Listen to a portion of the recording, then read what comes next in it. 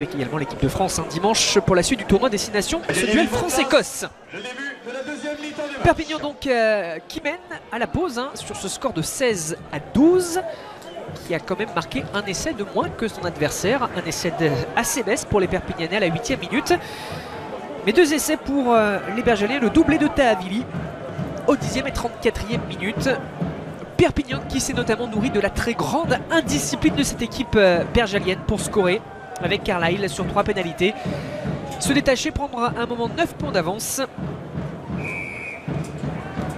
Mais se faire, non pas rattraper, mais voir l'écart se réduire en fin de première période avec l'essai de filou de Tahavili. Perpignan qui, on le rappelle, ne s'est imposé qu'une fois en déplacement cette saison du côté de Béziers. Sort quand même d'une victoire à la maison face à Carcassonne et Mégiral avant la pause, et qui veut essayer pour ce début d'année 2017 d'enchaîner. C'est très rare que cette équipe de Perpignan arrive à enchaîner les performances. C'est pourtant bien l'ambition ce soir en Orisère, et c'est de décrocher un deuxième succès à l'extérieur pour conserver de chances de qualification en demi-finale en fin de saison pour une équipe classée actuellement 10e de ce championnat. Et bien, si l'on arrive à enchaîner, c'est que comme ça que l'on pourra essayer de retrouver les toutes premières places de cette Pro D2. Et pour le moment, Perpignan mène au tableau d'affichage face à une formation dont on sait qu'elle rivalise souvent avec tout le monde, mais qu'elle craque dans les fins de rencontre. Alors pour le moment, Perpignan a tout bon. Mais quel va être le visage de cette équipe du CSBJ, lanterne rouge de cette Pro D2, quasiment condamnée à la Fédérale 1 dans ces 40 prochaines minutes? Il y aura de l'envie, c'est sûr, l'état d'esprit il sera là, mais le banc bergalien est quand même composé de très nombreux jeunes joueurs issus du centre de formation, et ça aura forcément son importance dès que le coaching se fera.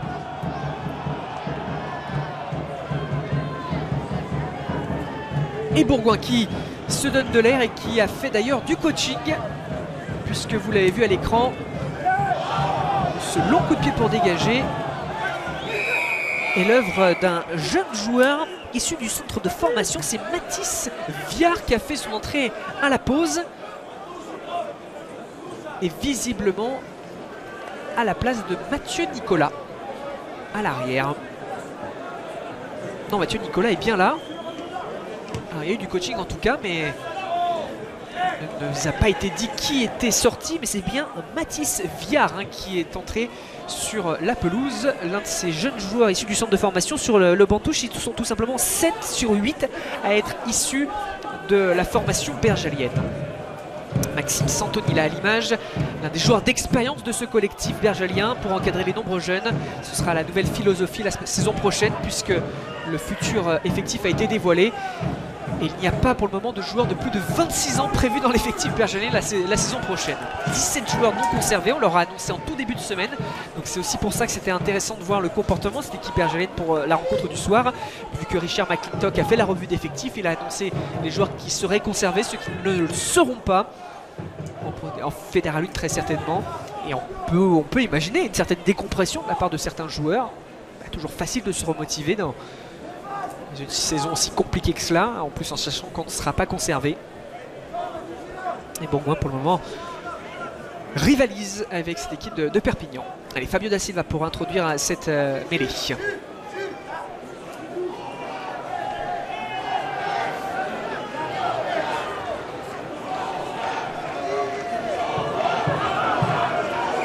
Des difficultés à se lier sur la première tentative d'introduction, et c'est Aviata Silago qui a cédé sa place, qui semble ne plus être sur la pelouse.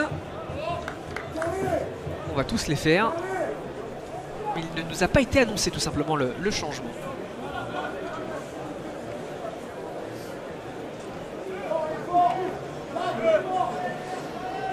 Et on prend son temps dans ce début de seconde période pour effectuer cette première mêlée du second acte. Il suffit de regarder les joueurs encore présents derrière la mêlée. Il est bien là, en haut à gauche, Aviata Silago, Jean-François Coux, Viard, Mathieu Nicolas. C'est donc le 3 au quart centre, Grégory Pouillot, pas de doute maintenant, qui a cédé sa place au jeune Mathis Viard. Et on a devancé les commandements côté catalan, ce qui explique ce coup de sifflet de Monsieur Noireau et ce dégagement possible pour Bourgoin, qui va rester dans sa moitié de terrain. Et vous avez vu M. Noireau expliquer la faute à Richard McClintock, le coach bergalien. Tous les arbitres ne le font pas forcément, mais M. Noireau, il a quand même beaucoup cette habitude là depuis le début du match de toujours venir discuter et justifier ses coups de sifflet. Et Cochard à la manette pour Perpignan. Le demi de mêlée là qui n'a pas récupéré le ballon. Turnover, le contre-ruck. Et Bourgoin qui récupère la possession. Théophile Cotte. Da Silva sur le fermé où Mathieu Nicolas vient se faire enfermer. C'est ressorti par Da Silva. Viard. Ensuite la grosse percussion de Pérez Galéote sur la médiane. On s'arrache avec Spachuk. Da Silva, ça ressort. Viard, la belle passe dans la course de Silago. Bouillot l'a sauté en bout de ligne vers Mathieu Nicolas. C'était Rémi Bouet là-bas qui avait récupéré ce ballon. Attention à ne pas se faire pousser en touche. Et le coup de sifflet de Monsieur Noireau, encore une fois. Pénalité pour Bourgoin, encore une fois une faute dans la zone de plaqueur plaqué. Et le coup de sifflet de Monsieur l'arbitre. 4 points de retard pour Bourgoin. On est loin des poteaux, en coin. A priori, on risque peut-être de taper en touche. Discussion Pérez Galéon, Sébastien Bouillot, le capitaine bergalien. Et on montre les poteaux. Des 45 mètres en coin, c'est quand même rare de voir Bourgoin prendre des pénalités très longue distance dans des situations délicates. Tout au long de cette saison, justement, ce qu'il a manqué à Bourgoin, c'est un buteur fiable, régulier, capable de prendre les points longue distance. Bourgoin menait sur sa pelouse et quand même, on va tenter de prendre les points. Même si ce n'est pas forcément la spécialité locale. Aviata Silago pour tenter justement de ramener sa formation à seulement un petit point de son adversaire. Il a concédé un échec au pied lors de la transformation du deuxième essai bergalien de Tahavili à la 34e. Il a passé une autre transformation au coin à la 10e minute. Donc 1 sur 2 à ce stade de la rencontre pour le buteur néo-zélandais. Qui, je vous le rappelle, évoluait en Fédéral 1 la saison dernière du côté de Chambéry. Un temps courtisé par le voisin lyonnais en tant que joker médical. Il y a eu pas mal de pépins physiques du côté de Lyon. Et son nom est apparu sur une liste de joueurs qui auraient pu intéresser Lyon à ce stade de la saison en tant que joker médical. Longue concentration pour Aviata Silago. 45 mètres bord de touche. Il va être trop court. Il va être trop court et il va concéder un deuxième échec au pied. Aviata Silago. Elle n'était pas forcément évidente quand même cette pénalité. Et je vous le dis, c'est pas la spécialité locale. Perpignan à la relance, qui joue encore large après avoir fixé et qui profite d'espace sur les extérieurs. Tactique lisible en première période et qui se confirme à nouveau dans cette seconde période. La ligne hurle Richard McClintock, le coach bergalien, effectivement vite se replacer, se repositionner, ne pas laisser d'espace à l'attaque adverse. Perpignan préfère taper avec Tommy Cochard par-dessus la ligne. Et dessous, l'en avant concédé par Sébastien Bouillot. L'avantage laissé à cette équipe de Perpignan présent sur les deuxièmes ballons. Et Cochard repris par Jean-François Coux. Pas d'en avant dans ce deuxième temps. On vient refixer avec Château.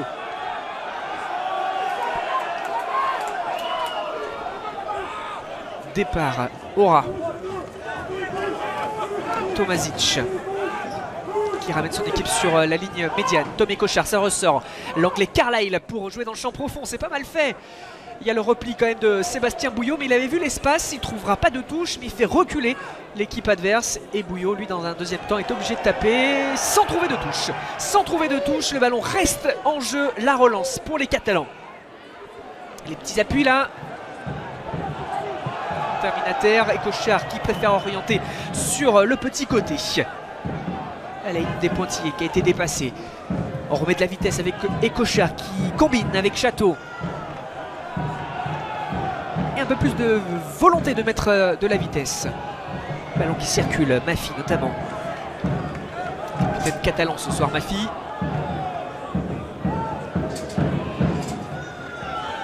Percute avec les Malous. Et Kocher qui se plaint de ne pas pouvoir jouer ce ballon, ça y est, c'est fait. Il l'a ressorti avec Carlyle. Oh, la passe ensuite qui n'est pas captée par Mathieu Acebes. L'en avant concédé, la pénalité aussi rapidement jouée par Fabio Da Silva. Et on essaie d'enflammer un petit peu le match. Da Silva qui profitait du travail de Mathieu Nicolas qui a fait remonter le ballon. Le raffut de Tavili, auteur d'un doublé, mais qui tombe le ballon. C'est un peu brouillon, ça part un peu dans tous les sens, mais ma foi ça donne du rythme à ce match. Et il y a encore un coup de sifflet de monsieur l'arbitre. Il y a un en avant concédé par les Perpignanais, en plus en position de hors-jeu.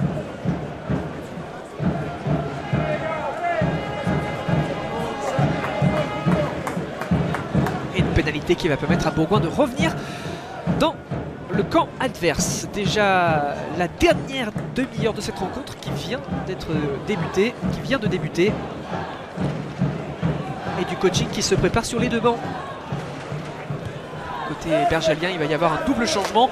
L'entrée de Mohamed Kribache et l'entrée également de Léandre Cotte. Changement de talonneur, donc c'est la sortie de Julien Janaudy et la sortie du deuxième ligne Maxime Santoni. Par les numéros 16, Mohamed Kribache et 18, Léandre Cotte.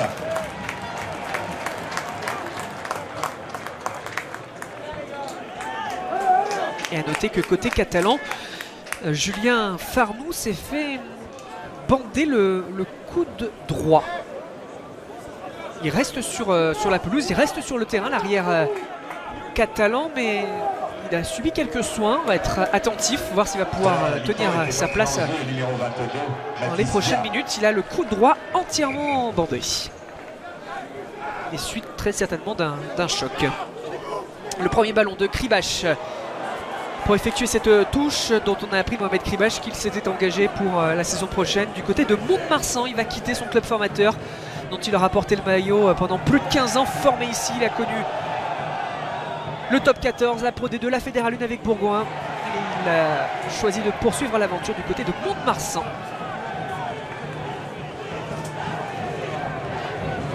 Et Da Silva qui ressort ce ballon, Viard qui lève la tête, tente de se frayer un chemin dans cette défense catalane, bien en place, bien imperméable, pardonnez-moi.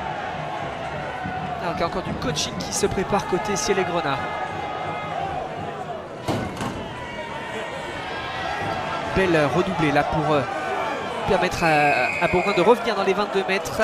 Et il y a ensuite un coup de sifflet de monsieur l'arbitre qui sanctionne d'une obstruction cette équipe de Bourgoin. On a empêché la défense catalane de venir défendre. Je vous ai du coaching qui se prépare. Et bien l'entrée de Benissi Manif à Calelou, alors qu'on a un souci de projecteur. Tiens, à Rajon, on se retrouve un peu dans la pénombre. Alors c'est pas courant. Est-ce qu'on va pouvoir continuer? Sur l'arbitre n'a pas l'air de broncher.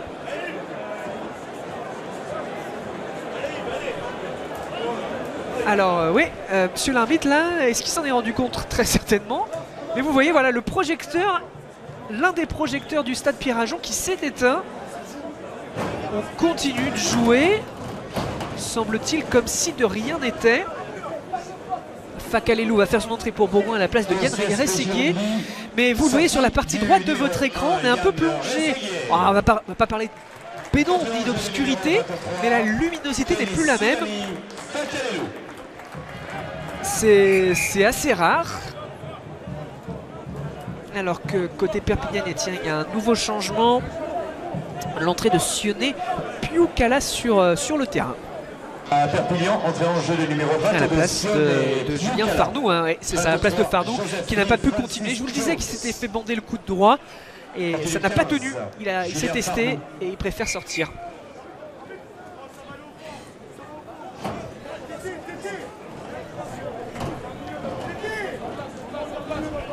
Le lance est pour Genevois sur cette touche. Ballon bien capté par le premier sauteur. C'est propre, c'est bien fait. Elle est Kocher qui s'échappe. Carlyle. Le changement de côté. Le coup de pied dans la profondeur, dans la course. Coup de pied signé Mafi. Et Bouillot qui accompagne ce ballon qui sort en touche. Pas de possibilité de jouer rapidement. Et vous le voyez, la luminosité est quand même très bonne encore dans ce stade Pierre-Rajon, malgré le fait qu'un projecteur se soit éteint. Et je vous le confirme, il n'est toujours pas reparti. On risque donc de terminer ce match dans ces conditions. Tout à fait acceptable.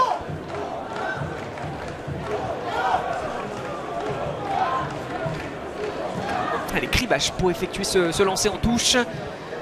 Avec un alignement réduit. Un 4+1, Da Silva. C'est Tavili là qui est venu défier.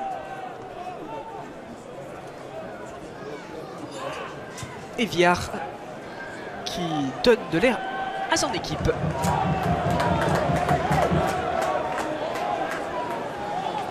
Ouais, la formation bergalienne à l'image donc de Mathis Viard. On va lui faire confiance à l'avenir, à cette équipe, à ce centre de formation de Bourgoin. C'est l'avenir, c'est logique hein, dans une situation plus que délicate. Se recentrer sur ce qui a souvent fait les forces de cette équipe de Bourgoin, le centre de formation. Et dans cette fin de saison, on en profite pour donner du temps de jeu à ces jeunes, de leur donner de l'expérience pour ensuite mieux pouvoir construire sur eux dans les années à venir. Alors qu'il y a un en avant concédé par les Bergaliens après cette touche. Et nouvelle mêlée à suivre. Tiens, nouveau changement, la sortie de celui qui a marqué un doublé, Junior Tavili, 2 essais en première période. Et il est remplacé par Léonard Vignon. Le numéro 19, Léonard Vignon.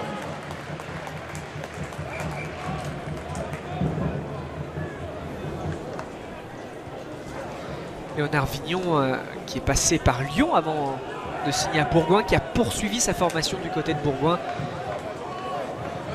et qui depuis quelques matchs a été relancé par Richard McClintock. Il n'avait pas forcément la confiance de Serge Lahir-Lavant.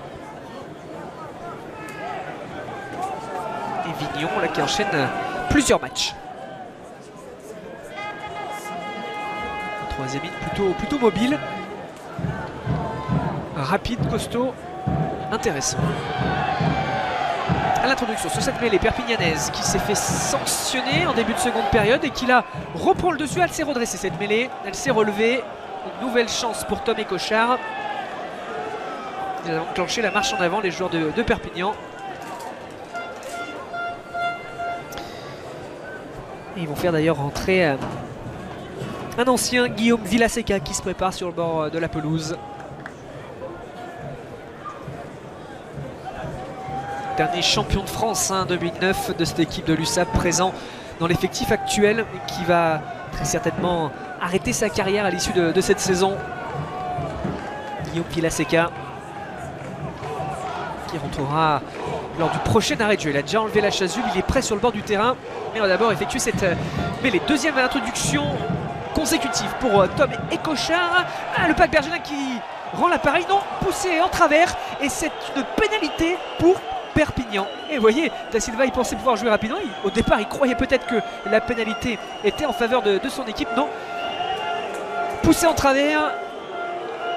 Et la dégaine, pas forcément toujours maîtrisée de Oliver Tomasic.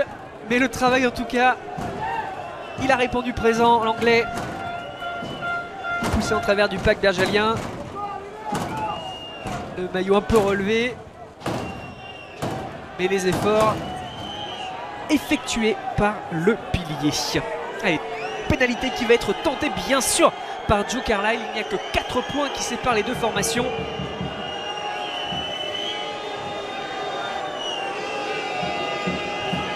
Perpignan mène de 4 longueurs et va essayer de prendre un essai transformé d'avance avec ce coup de patte de Joe Carlyle qui va passer entre les poteaux. Perpignan recrée un petit écart dans ce match de 7 points grâce à son buteur qui est toujours à 100%, 5 sur 5.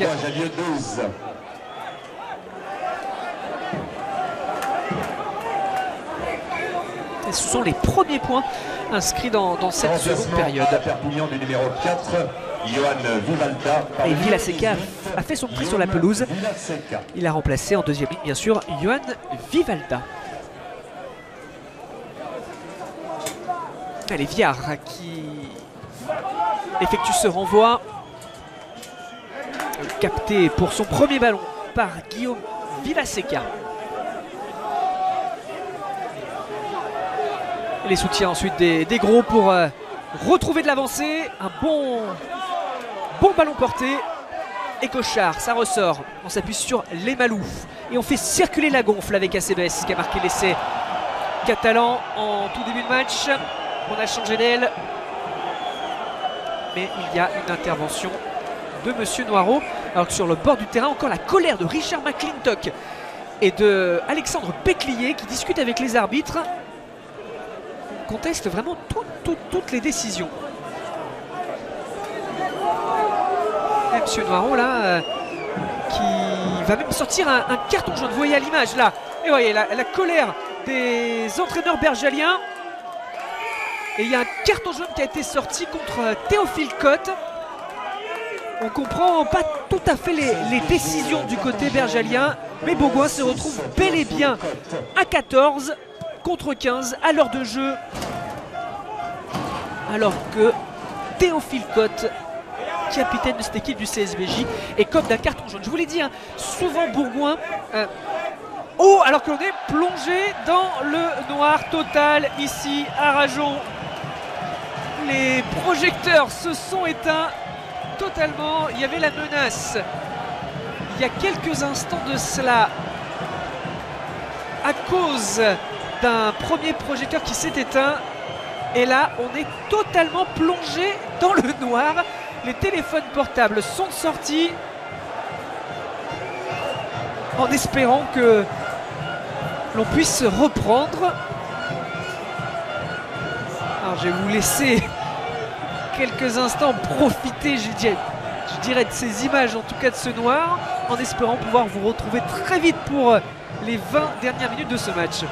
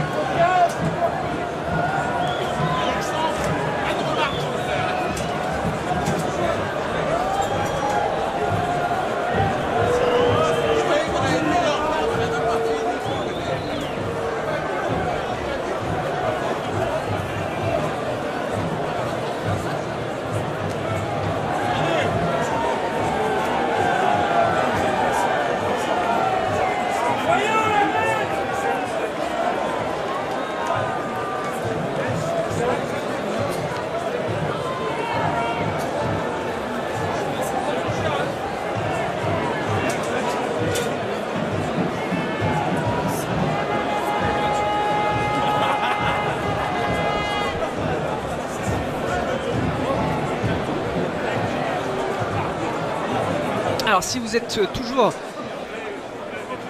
devant votre écran, vous le voyez à l'image, hein, les joueurs qui regagnent les vestiaires. Pas plus d'informations à vous donner à ce stade de la rencontre. Un chronomètre arrêté à 59 minutes et 32 secondes. Un score de 19-12 en faveur de Perpignan face à Bourgoin. Mais un match arrêté pour le moment. Raison bien, de la panne d'éclairage ici au stade Pierre Rajon, plongé dans le noir. L'éclairage s'est éteint avec tout d'abord une alerte en début de seconde période. Un premier projecteur s'est éteint. 3 autres fonctionnaient parfaitement. Mais là, malheureusement, les 3 autres projecteurs se sont éteints d'un seul coup, plongeant l'enceinte dans le noir. Je vais vous faire un petit résumé de ce qui s'est passé jusqu'à présent. Vous rappelez en tout cas le film de la première période avec un essai rapide de Mathieu Acebes pour les Perpignanais. Dès la 8e minute, un joli essai inscrit lors d'un débordement sur l'aile. Belle remontée du ballon, mêlé devant les 22 mètres perpignanais. Quelques temps de jeu ensuite, un peu avant la médiane. On part sur les extérieurs, et on a ce débordement gagnant de Mathieu Acebes. Sur le renvoi, Bourgoin réagit, un essai de Junior Tahavili en puissance après une multiplication des temps de jeu. Et puis en fin de première période, le doublé de Tahavili suite à une pénale touche. Et bien la défense de Perpignan qui se fait un petit peu avoir, un peu statique. Il conclut sans opposision, Talavigny en se prenant le temps qu'il faut pour s'échapper dans un intervalle. Alors que là, je vous informe en temps réel de ce qui se passe sur la pelouse. On a l'un des projecteurs qui repart tout doucement. Seulement un, ce qui explique peut-être que l'image vous semble un peu plus claire.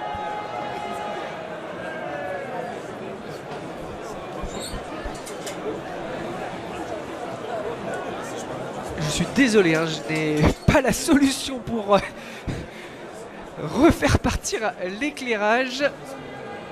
Là, mis à part les téléphones portables des spectateurs que l'on met en mode flash, on peut pas grand-chose.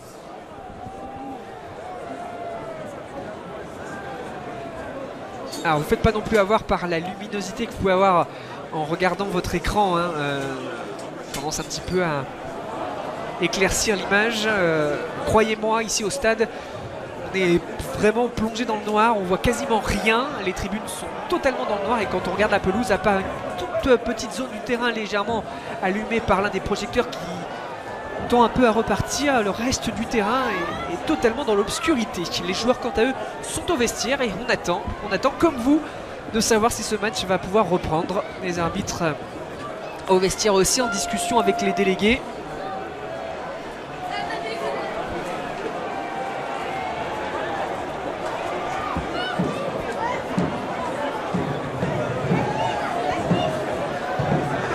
Ah, ça repart. Ça a l'air de repartir, ça y est, il y a un Projo qui s'allume à nouveau. Allez, on va avoir bon espoir, c'est pas celui que vous voyez à l'image. Mais ça va déjà un petit peu mieux. Je pense que dans ces conditions-là d'éclairage, on pourrait reprendre le match.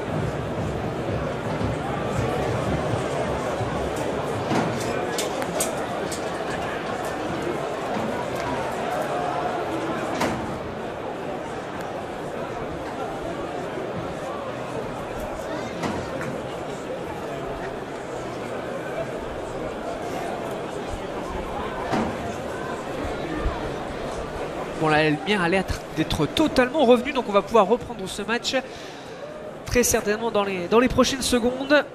Après cette petite péripétie. Ah, ça y est, les joueurs sortent des vestiaires. Voilà, petite pause. Les joueurs ont profité de ces quelques minutes probablement pour se prendre quelques forces pour les 20 dernières minutes de ce match.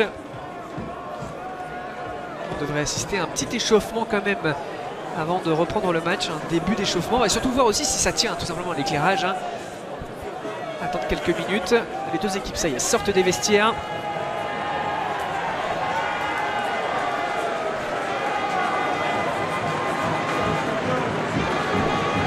Et on va avoir le droit à quelques minutes d'échauffement, de réchauffement pour permettre de revenir dans les meilleures conditions pour les 20 dernières minutes de ce match.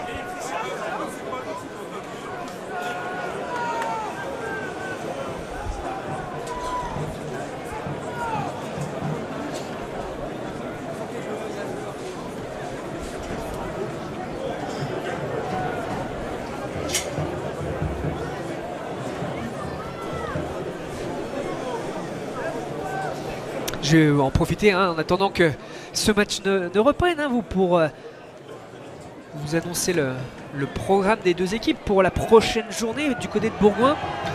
On ira à Soyons-Angoulême lors de la prochaine journée, alors que du côté de Perpignan, on recevra Agen. Un très joli match en perspective à Aimé-Giral qui se profile.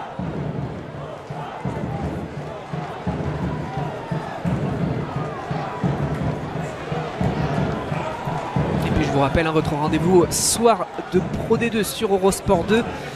Dès la fin de ce match, un rendez-vous sur Eurosport 2 pour vivre toutes les rencontres de la soirée.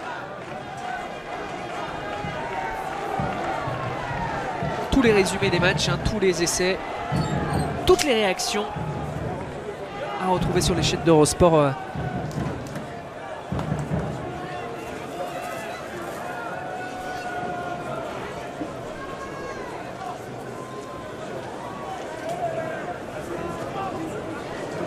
Après donc la victoire de Biarritz face à Montauban hier, 34-10. Les matchs du soir, Albi Vannes, Aurillac, Soyons, Angoulême, Carcassonne, Mont-de-Marsan, Dax, Narbonne et Colomiers, Oyonnax. Tous ces matchs donc à retrouver dans ce soir de Pro D2. Et puis également la belle affiche dimanche entre Agen et Béziers.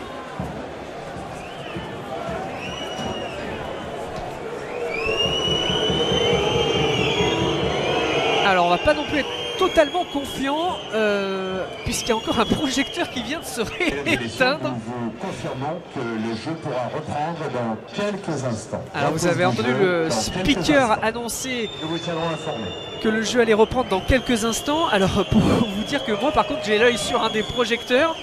Il y en a un qui vient de s'éteindre à nouveau. Donc il n'y a plus que 3 projecteurs fonctionnels ici au stade Pierre-Rajon. Donc il y a encore un risque potentiel que ce match s'arrête. Hein.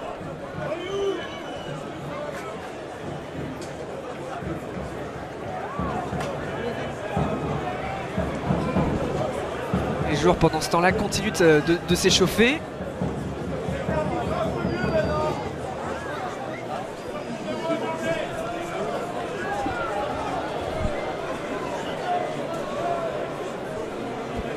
Et vous le voyez, voilà, ce projecteur encore éteint au stade Pierre-Rajon. L'éclairage actuel, c'est l'éclairage de seulement 3 projecteurs. Et vous avez également vu des pieds dépasser. Eh bien, les pieds que vous avez vus, ils sont bien ceux de personnes assises sur le toit de la tribune du stade Pierre-Rajon. Alors, est-ce que ce sont eux qui sont venus débrancher les lumières il y a quelques minutes? On ne sait pas. Mais en tout cas, il y a bien des personnes assises sur le toit, là, actuellement. C'est étonnant. Bah ouais, ce soir, c'est un soir de première à Rajon.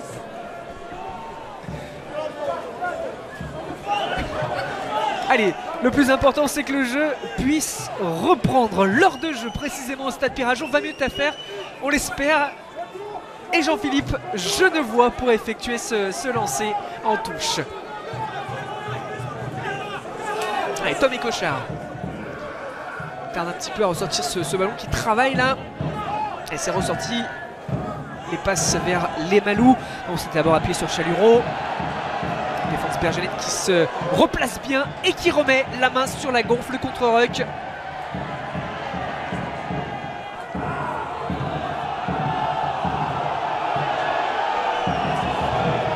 Et il y a eu un en-avant là sur la séquence bergelienne. Un en-avant et un ballon qui est sorti en touche dans la foulée.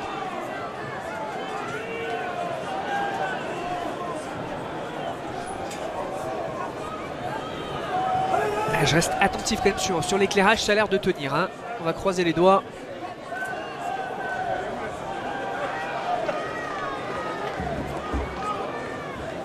L'en avant qui était perpignanais là.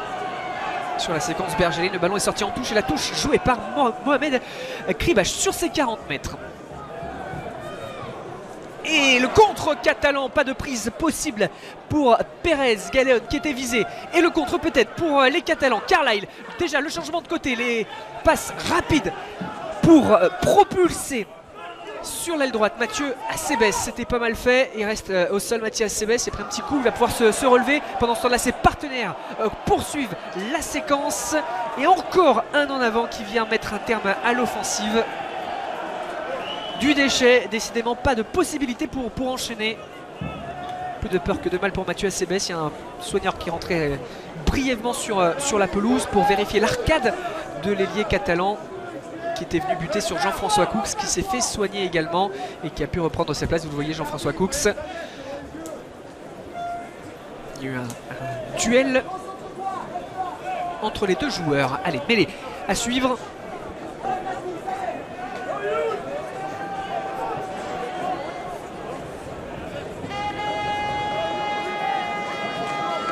Discussion de Fabio Da Silva, le demi-mêlée avec son troisième ligne centre. Léonard Vignon sur la combinaison à mettre en place en sortie de mêlée. Des possibilités des deux côtés grâce à cette mêlée au centre du terrain. Da Silva qui ressort le ballon, qui échappe au premier plaquage, qui transmet à Viard. Mathieu Nicolas lancé, qui vient percuter, qui est mis à terre. Plaquage de Mafi et qui conserve le ballon au sol, qui est ensuite pénalisé immédiatement par Monsieur Noireau devant le banc bergalien. Encore une fois, colère sur cette décision. Mais la pénalité est bel et bien là. Alexandre Péclier que vous avez vu là, qui hurle, qui ne comprend pas la pénalité, qui permet à Carlisle et à Perpignan de revenir à l'entrée des 22 mètres bergaliens. Et même précisément dans les 22 derniers mètres de Bourgoin.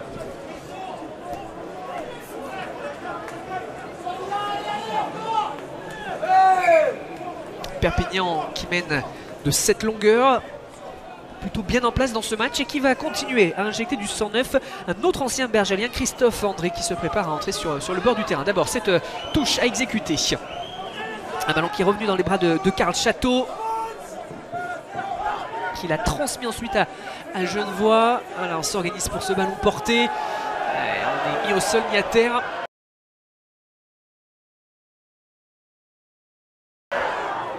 Sur une avancée quand même très latérale.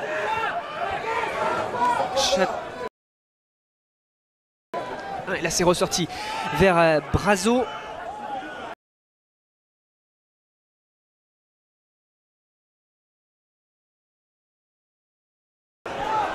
Tom et Cochard, Carlisle, la belle passe pour un retour intérieur et la conclusion pour le avoir fait le déplacement dans l'Isère. On les repère avec leur drapeau, leur couleur sang et or. Mais on remarque aussi la frustration du banc bergalien. J'insiste sur ça, mais ils sont constamment debout en train de discuter avec les arbitres, de tout contester. Quand je vous dis que cette équipe, malheureusement, dans une situation compliquée,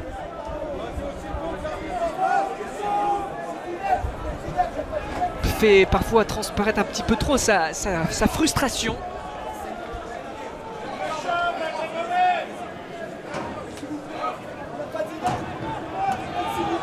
Est-ce que vous entendez derrière moi, hein, ce sont les mots de Richard McClintock avec l'arbitre. Hein, pendant ce temps, l'équipe joue. Il y a un mauvais lancer en touche et le ballon va être rendu au Perpignanais. Et l'entrée sur la pelouse tient de Raphaël Carbou qui va remplacer Jean-Philippe Genevois au talon.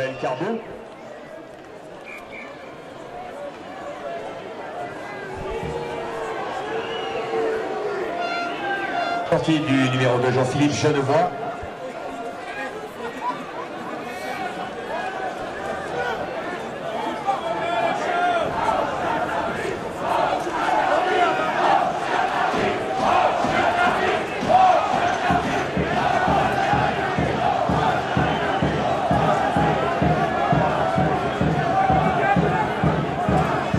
Allez, on va pouvoir disputer cette mêlée. Un peu plus de 10 minutes encore à faire dans ce match. Tom et Cochard qui se plaint de ne pas avoir pu introduire ce ballon comme il faut, gêné par Fabio Da Silva, mais le coup de sifflet de Monsieur Noireau bel et bien en faveur de la mêlée. Bergalen qui récupère cette pénalité, plutôt équilibré dans ce registre, hein, de la mêlée fermée au niveau des coups de sifflet de chaque côté.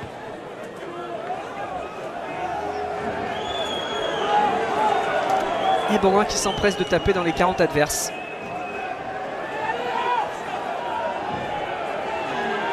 Et Bourgoin qui va se retrouver bientôt à 15, à nouveau à 15 contre 15 avec le retour du carton jaune. Théophile Cotte déjà prêt à rentrer, à revenir sur la pelouse, sur le bord du terrain. Allez, sur la gauche de votre écran, vous voyez justement les supporters catalans qui ont fait le déplacement ici dans le Nord-Isère. Reconnaissable. Kribache au lancer sur cette touche. Et le ballon capté par Léandre Cotte. Le lancement de jeu avec une fixation axiale.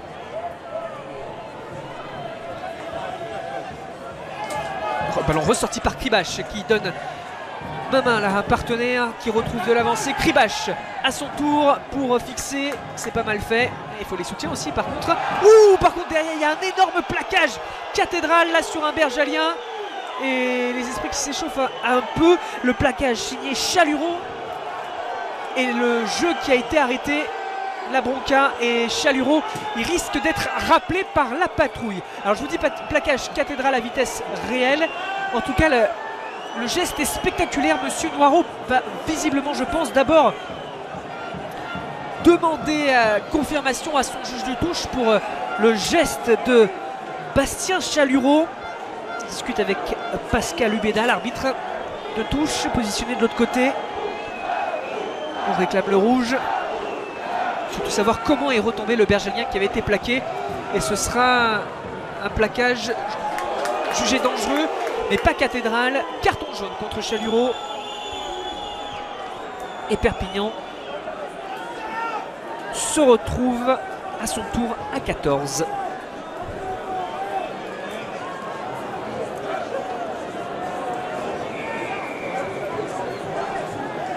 Perpignan a marqué un essai en supériorité numérique avec Piukala après le carton jaune de Théophile Cotte. Est-ce que Bourgoin va profiter de cette supériorité numérique pour scorer? On verra. Pour le 5 Bastien Chaluro. Retour en jeu pour le CSVJ numéro 6. Théophile Cotte a fait son retour sur la pelouse. Si Bourgoin veut espérer marquer des points dans ce match, marquer des points au classement à l'issue de cette rencontre, Bourgoin va devoir très rapidement réagir, marquer un essai sur cette situation. Eh bien, vous le voyez à l'image là, eh bien Mohamed Kribash qui n'a pas trouvé son alignement, le contre réalisé par les Catalans. Les USAPistes qui profitent de ce ballon de récupération pour temporiser et se donner de l'air. Oula, il y a un plaquage aussi très dur, même s'il va pouvoir se relever le Catalan. Et les contacts sont engagés quand même, hein. Attention à ce que ce match ne dégénère pas. Là, après le coup de pied, il y a eu un coup de pied de dégagement. Alors que M. Noireau va encore une fois demander l'avis de son juge de touche. Mais il pourrait peut-être y avoir un nouveau carton là, parce que le plaquage il est rude et il semble quand même à contre-temps, hein. Pérez Galéon qui est appelé par M. l'arbitre, le capitaine. Il va y avoir main à la poche. Il va y avoir main à la poche. Il va y avoir un carton jaune contre le capitaine bergalien Pérez Galéon. Et ouais, qui est aussi de la tête. Ouais, vivement que ce match se termine, je pense, pour Bourgoin, parce que là, on sent le point de rupture très très proche. Les esprits s'échauffent. Il ne faudrait pas que la situation ne dégénère. On sent que les joueurs ont de plus en plus de mal à garder leur nerf, que ce soit le bon.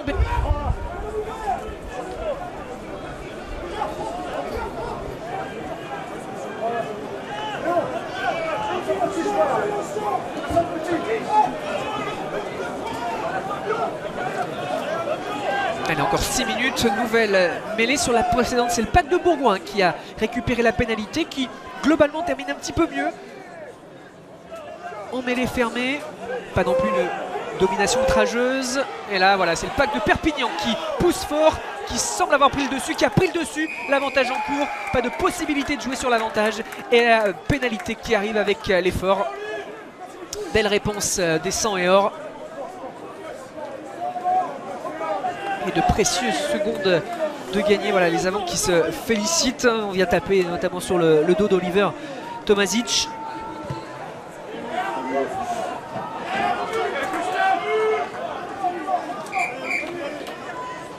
Et du coaching encore.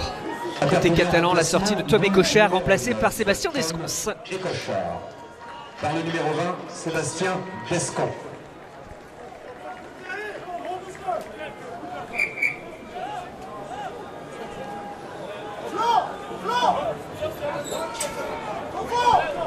Allez, Carbou pour effectuer ce lancer. À 5+1, l'alignement catalan qui capte bien ce ballon. Qui le conserve au chaud sur les 40 mètres. Et qui gagne à nouveau du terrain. Voilà, ça travaille.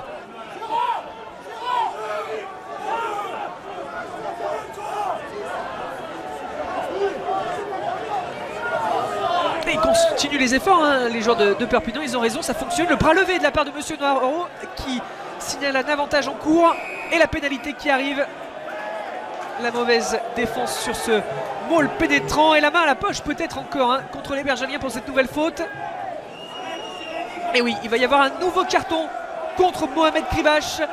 Bourgoin qui écope d'un nouveau carton jaune. Il s'enchaîne ces cartons.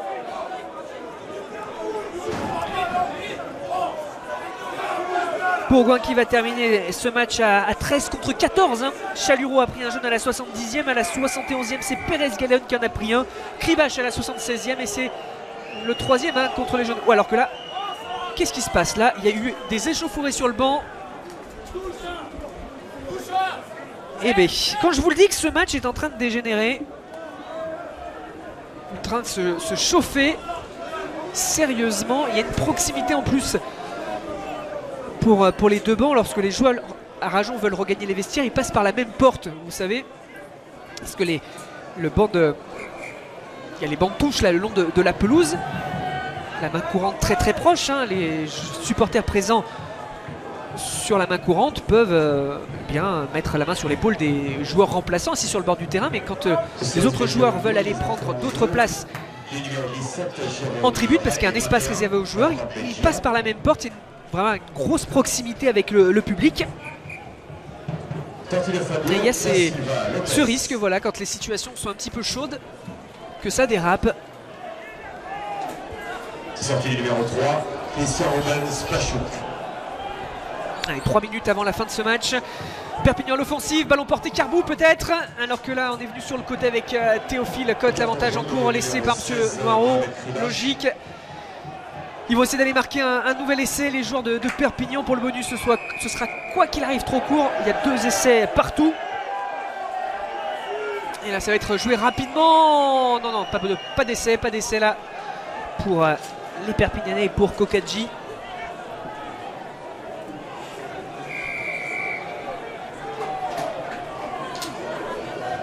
On était venu donc sur le côté du maul pour la défense avec Théophile Cotte au départ de l'action.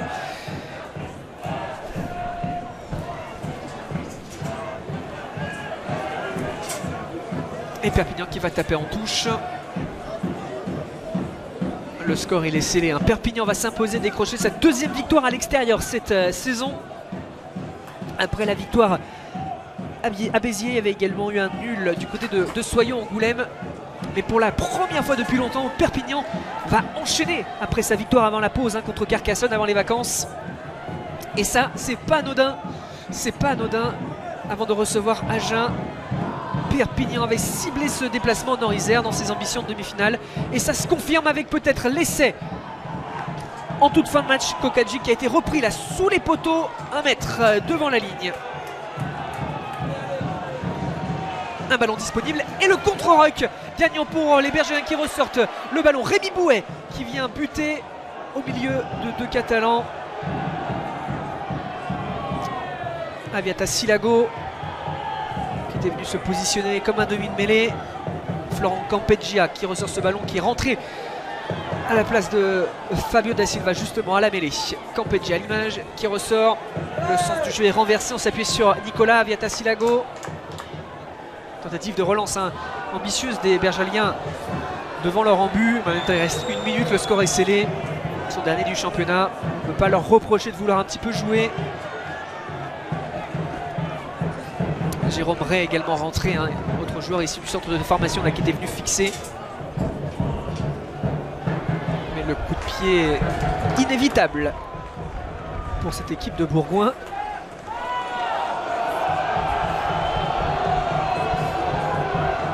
Avec Viara pour dégager les troupes. Tout le banc catalan debout sur le bord du terrain avec les remplaçants là, prêts à exulter. Vous le voyez, prêt à rentrer sur le terrain. Christian Lanta à l'image au milieu de ses troupes. Lui qui était en tribune il y a encore quelques secondes, qui est descendu pour les derniers instants.